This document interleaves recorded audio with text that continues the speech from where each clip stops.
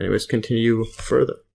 All right, so now we'll look at organic compounds. And again, for further information, you can look at organic chemistry. There's a wiki article there. So let's go further. So with the exception of water, nearly all the molecules that make up each living organism contain carbon. Carbon can form very long chains of interconnecting carbon-carbon bonds, which are strong and stable. The simplest form of an organic molecule is the hydrocarbon, which is a large family of organic compounds that are composed of hydrogen atoms bonded to a chain of carbon atoms. A hydrocarbon backbone can be substituted by other atoms. When combined with other elements such as oxygen, hydrogen, phosphorus, and sulfur, carbon can form many groups of important biological compounds such as sugars, fats, amino acids, and nucleotides. So basically just carbon-based life forms and pretty much all, or a lot of important chemical compounds needed for life. And going further, and nutrition and so on. So MES note, the backbone of a backbone chain of a polymer is the longest series of covalently bonded atoms that together create the continuous chain of the molecule. And so here is an organic compound right here. This is so organic compounds such as glucose, a simple sugar with the chemical formula C6H12O6, are vital to living organisms. So this is the OH, and there's the these are all the OHs, but the carbon is actually is just they just use a shorthand, which is these lines are all carbon. So this is all carbon covalent bonds. So this is covalent bond, this line, this line, this line. These are all covalent bonds. And in fact, so this is the C6, so you can see the 1, 2, 3, 4, 5, 6. Those are the carbon atoms right there. All right, continue further. So I'm going to go into each one of these in detail now, just so it will help for the rest of the video. So now let's look at carbohydrates / saccharides. So in this section, I'm taking a bit of a break from the biology Wikipedia page to go over some of the commonly mentioned compounds in that article. So sugar is a generic name for sweet tasting, soluble, which is able to mix, carbohydrates, many of which are used in food. A carbohydrate is a biomolecule consisting of carbon, C, hydrogen, H, and oxygen, O, atoms, usually with a hydrogen-oxygen atom ratio of 2 to 1.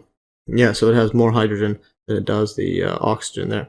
As in water, and thus with the so H2O, so there's that 2 to 1 ratio, and thus with the empirical formula Cm, then you have H2O and then N, where M may or may not be different from N, and here this is just so you could have that 2 there, so that the ratio of hydrogen is 2 to 1 on the oxygen. Okay, so however, not all carbohydrates conform to this precise stoichiometric actually a stoichiometric definition. Let's put that in. A stoichiometric definition, nor are all chemicals that do conform to this definition automatically classified as carbohydrates. So now that is pretty interesting stuff there. Yeah, and here I quickly just added this right here. Stoichiometry, or actually, I think it's pronounced stoichiometry. Refers to the relationship between the quantities of reactants and products before, during, and following chemical reactions. So just, that's basically what's referring to. So this precise definition based on the inputs and outputs of a chemical reaction. And so carbohydrate is a synonym of saccharide, and the word saccharide comes from the Greek word, this right here, which means sugar. So saccharide or sugar, and hence the word for, hence why sugar is used a lot. But carbohydrates is more general. But so sugar is a type of carbohydrate.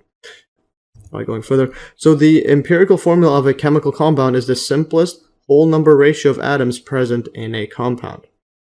Going further. So carbohydrates or saccharides are classified by the degree of polymerization, which is the number of monomeric units in a macromolecule. So basically, the individual units that make up a bigger molecule.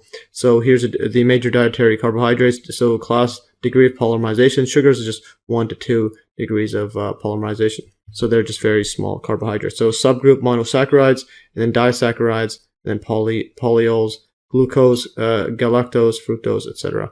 And there's sucrose right there, lactose, maltose, and these other ones here. And then Or oligosaccharides is 3 to 9 polymerization, so it's getting longer than sugars, but not as long as this right here. Yeah, so one of these is maltodextrin. There's also subgroups over here, the oligosaccharides, and there's other oligosaccharides.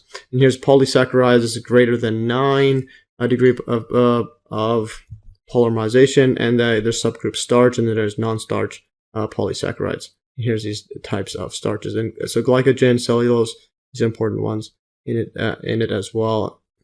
So yeah, those are just different types and so on. So the names of the monosaccharides and disaccharides very often end in the suffix -os, which was originally taken from glucose from ancient Greek right here, wine or must, and is used for almost all sugars, e.g. fructose, which is fruit sugar, sucrose, which is cane or beet sugar, and then ribose, which is in genetic material. We'll get to that in a bit. Amylose, lactose, which is milk sugar, etc.